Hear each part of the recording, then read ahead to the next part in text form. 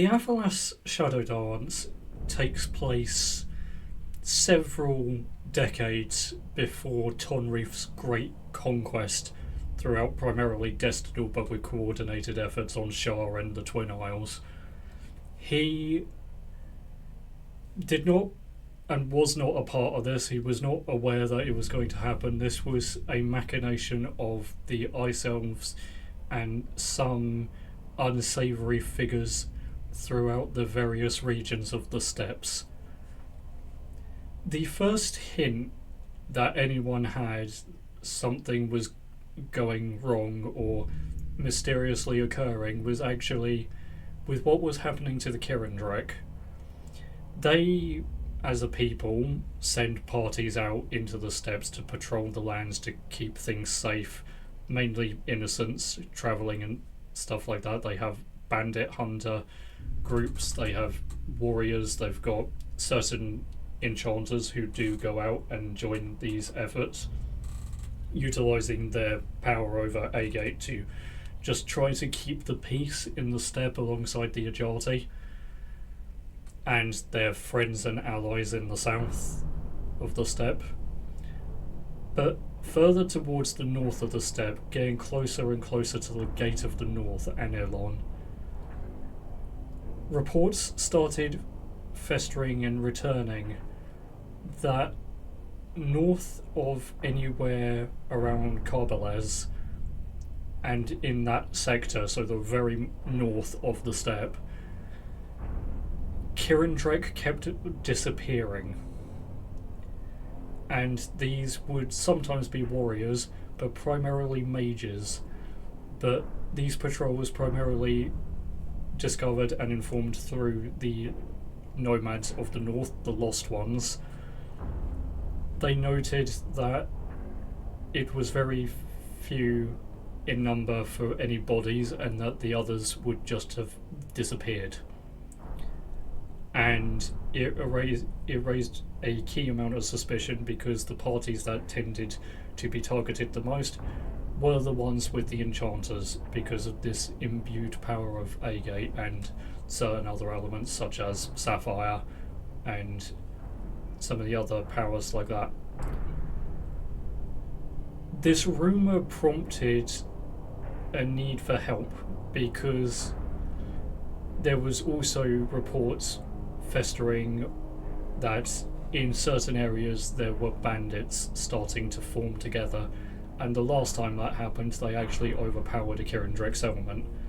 And with all of this, and with the Ajati having their focus completely split and the mountain hold humans being as distant and as untrustworthy of the Kirindrek as the Kirindrek didn't trust them either, so a request for help was sent out, and figures from around Aphalas answered certain areas, the Arachnilith, the Ajati, Kirindrek, and even a troll, and even some others like a sea elf as well answered. The problem is that this party vanished. Much like the others, they were not heard from, they were not seen from again. They ventured north, and that was the last anyone heard. And several years took place, more reports kept coming through of Kirindrek going missing. There was even some investigations launched trying to request some help from the Eyes of the Father, but they could only venture so far into the icy north before the Ice Elves found them and cut them down or attempted to corrupt them or sent them insane. But all the while there was a growing darkness in the north that both the Kirindrek and the Ajati and even many of the steppe tribes could at least feel was coming, as could the Sparrowhawks, but again, much like the Eyes of the Father, they could not do a massive amount. A bird is great and it can provide an aerial view, but you can't get an aerial view of what's going on inside a mountain. And this prompted another call to arms, but this one being greater in number. And a request was sent to all areas of Aphalas, to all the protector races, to the humans, to other allies or potential allies. And you had answers from the trolls, from the Ajati, from the forest dwarfs, from the wood elves, from the kingdom of Onokrith, from the ogres of Hedotelic. They all answered. A Step Ogre answered. Another Kirindrek also answered. A Dragon as well. Even the goblins sent someone, as did the Temple Guard of Galeria. This was the party that would encounter and undergo the journey of dealing with the Shadow Dance. Jonasin and Ferenay the humans, Fori the wood elf, Landor and Smoghorn the forest dwarfs, the ogre Raunor from Hedotelic, the ogre Sorvrin from one of the southern steppe tribes, the troll Olacron, the Dracon Genessa, the goblin Vigalau, the goblin of Onokrith, Guzier, and a couple of other companions as well, such as Cersei the Kirindrek. They ventured north to the city of Myrint, where they were met and informed of what was going on and what their need was, because at this point there were other mysterious goings on as well. Still a fear of a growing construction and gathering of bandits and greater forces. The Ice Elves and more activity being seen north of Anilon, more Kirindrek disappearing. Even some nomads from the Lost Ones have started vanishing as well. Narcurlin seeming like it could fall under potential threat. And the rogue settlement of Carbalez. Lots of gathering throughout different areas of mysterious crates. Many thinking that these were weapons being raided from caravans, but these caravans seem to have a mysterious destination. And the fear was that someone somewhere might be attempting to seize the settlement of Carbalez, and if so, declaring war on the Forgotten and potentially creating and driving forward the wrath of the Wyverns, which could spell all sorts of chaos and potential disaster for Arasin and other areas of Aphalas. The Dyspraxia magazine have offered up the opportunity for members of the community, like myself, to become affiliates.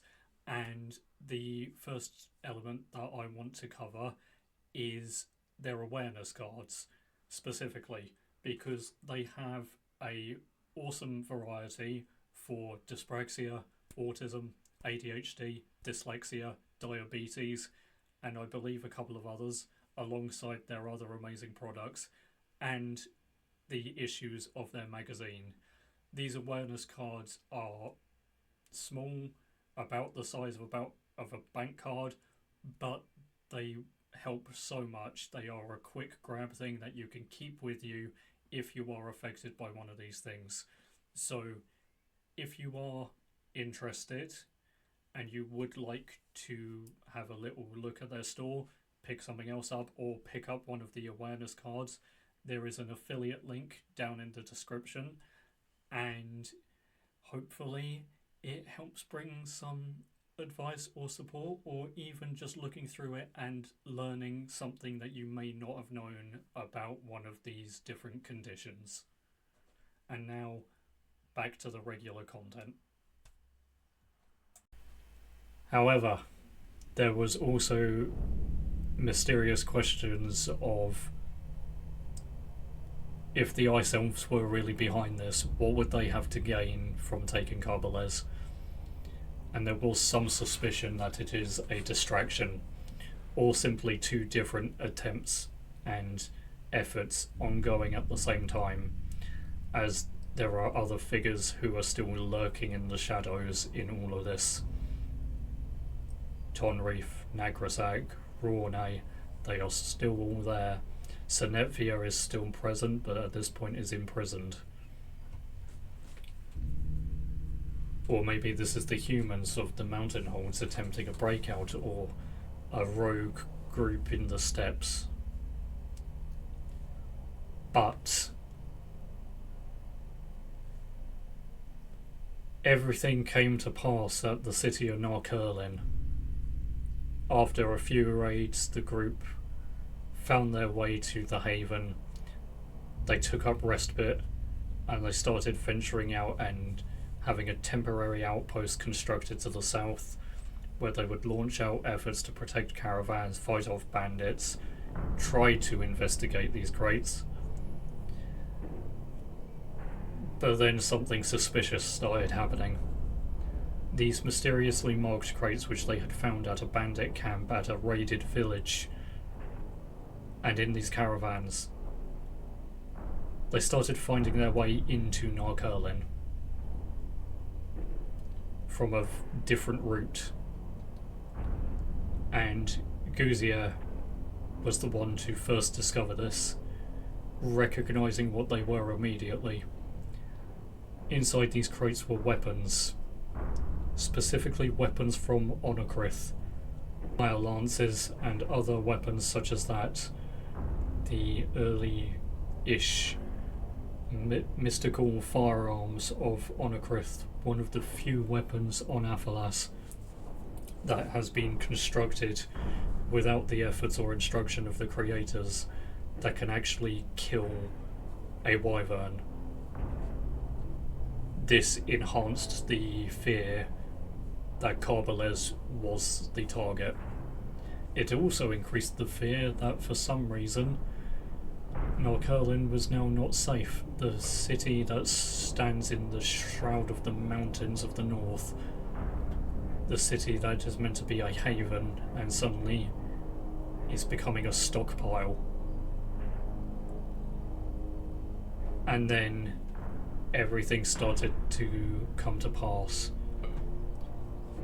The forces around them, some of the Lost One nomads, and many of these other groups started to turn on the party. The party currently split between the outpost and the city, and I will not be going into detail of what happens there because that can be another more in-depth connected video to this. But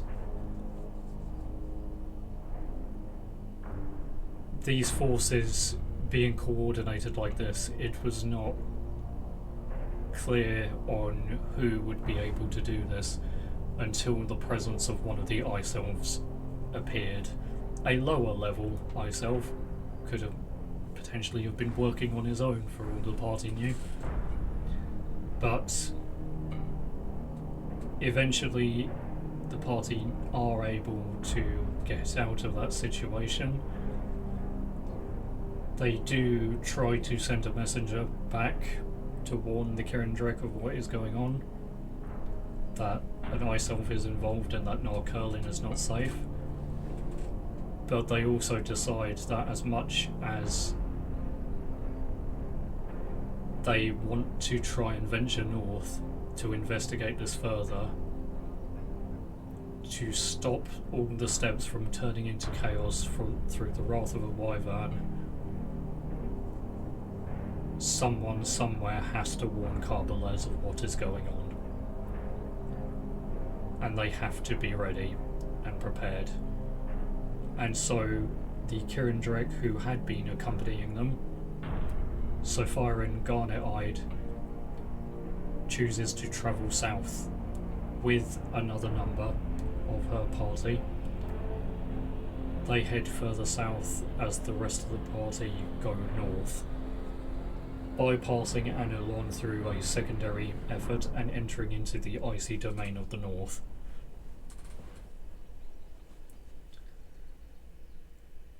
Eventually they come across camps, and these camps hold some dark secrets. You have gathering warriors from the steppes, you've got some rogue demons thrown in there from just areas and elsewhere. You've got all sorts going on. You've got a couple of the Ice Elf higher-ups, the mages, actually patrolling through and gathering, and then visiting some key things. These key things being some human mercenaries and the captured Kirindrek, twisted by the corruptive magic that flows through the blood of the Ice Elves, twisting them into these demonic, ferocious, barbaric creatures that hold no semblance of the grace that the Kirindrek usually are known for. These are bestial creatures, mindless berserkers at best. And it looks very much like there is an army gathering. It is confusing. You have Carbalez potentially under threat, but Carbalez is nowhere near Anilon in terms of a direct target. There are other targets, or heading straight for the Kirindrek or going after the humans. It makes the party start, those in the party who are of a wiser nature, to start questioning what is the plan here. Or is there something darker going on? Because as much as they see the Kirindrek around, they see absolutely no evidence of sign that any of these Kirindrek are actually the captured enchanters. And they fear what they might find, as there is growing semblance there are other areas being developed, and eventually they find something in their investigation.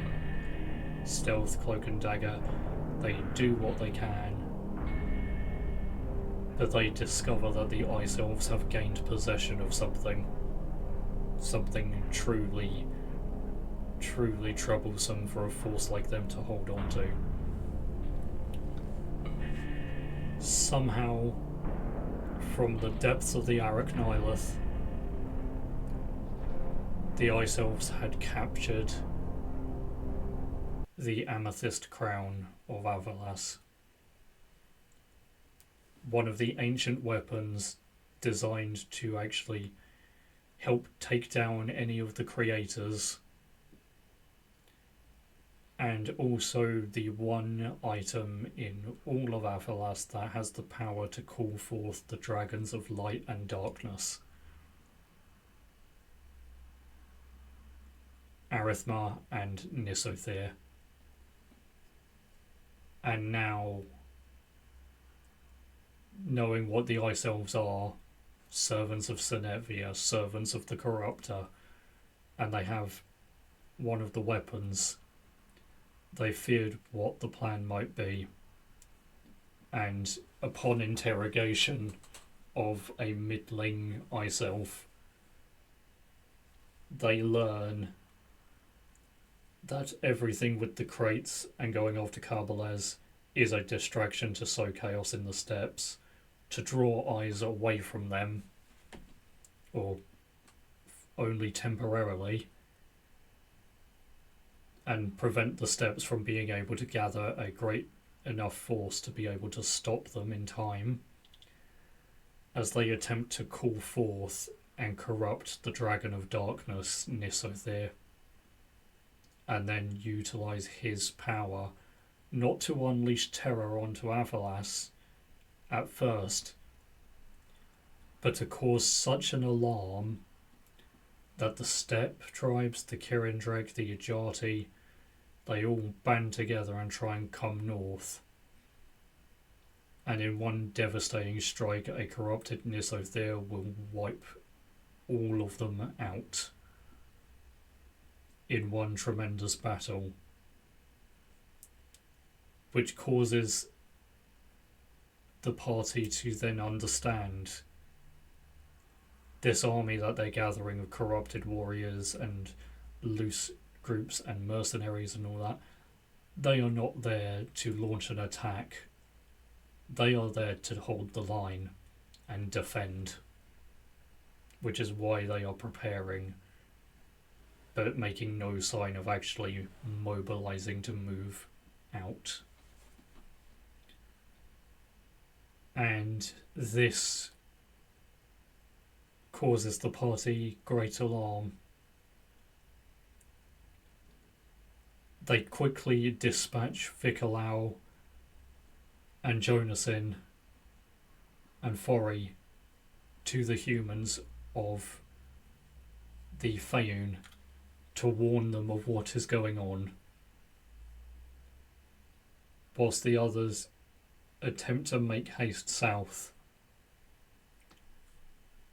back to where they can meet the lost ones, where a messenger can be sent. But unknown to them, the agents of the Ice Elves were already making their own moves. And that is where I'm going to leave the part one of going over the sort of skeleton of the Shadow Dance. And we'll just add in a few things. The Aphalas Shadow Dance, in terms of how it was mapped out and playing out, was originally a D&D campaign, but it's one that, due to various reasons, we were never able to actually conclude or continue. Continue or conclude. But I did want to do something on this because I know one of the videos I've got planned is the next part of why the characters joined, but I also knew that I haven't actually done a video talking about I've talked about the characters, I've talked about what happens afterwards in some elements, but I've never actually sat down and actually done a video yet discussing the Shadow Dance itself. Why did it happen? What sort of time period is it? And all the rest of these things. So that is where we are at, because the one key thing to remember, and I am just throwing this bit in, is that the A-gate barrier that cuts Arisen off from the rest of Aphalas is a consequence of the Shadow Dance. So why they are not heavily involved in Tonri's conflict or the Crisis of Galakaros or all of these events, why they're not present in the trilogy or things like that, it's because they, as a landmass, as a island, as a great isle, are almost completely cut off from the rest by that point. And yeah, it is because of what the Ice Elves get up to and basically how close they actually get to succeeding. And yeah, so please do let me know if you liked this video. It was a bit of an interesting one to do, and I am going to leave it there. So welcome to the Kingdom of Aphalas and the world of Fellow Mind books.